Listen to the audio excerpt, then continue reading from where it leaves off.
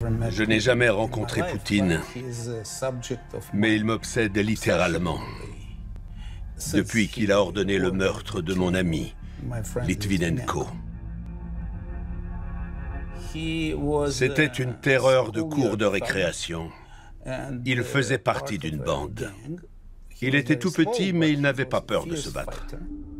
Il a échappé à la criminalité grâce au sport. Poutine ne cachait pas le fait qu'il voulait travailler pour les services secrets. Il rêvait de devenir une espèce de Stirlitz, qui était la version soviétique de James Bond. C'est un bulldog. S'il s'empare d'une chose, il en tire profit.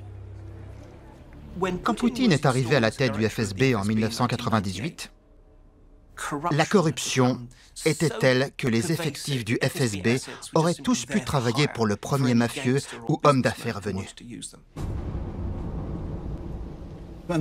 Tout le monde pensait qu'à son arrivée, Poutine allait nettoyer les écuries d'Augias, qu'il allait débarrasser le FSB de la corruption.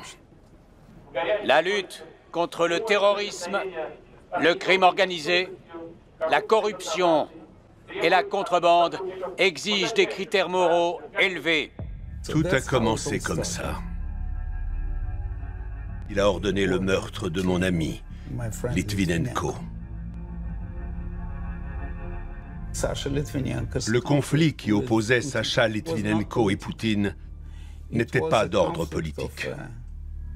C'était la vieille histoire du flic honnête face à une hiérarchie corrompue. Selon un dicton russe, moins on en sait, mieux on dort. Ce qui veut dire, mieux vaut ne pas trop en savoir. C'est dangereux de trop en savoir.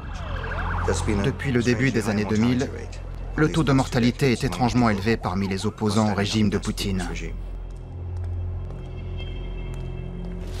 Des journalistes, des activistes des droits de l'homme, des figures de l'opposition politique. Selon moi, aucun modèle statistique normal ne peut justifier cette hausse des décès.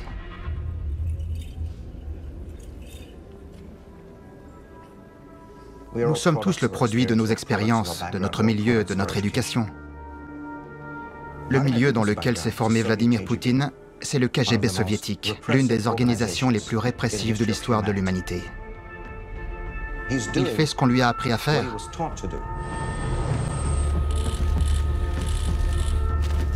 Manipuler, mentir, recruter, réprimer.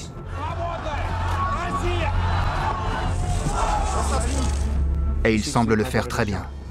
Je jure, dans l'exercice des fonctions de président de la Fédération de Russie, de respecter et de protéger les droits et les libertés de l'homme et du citoyen.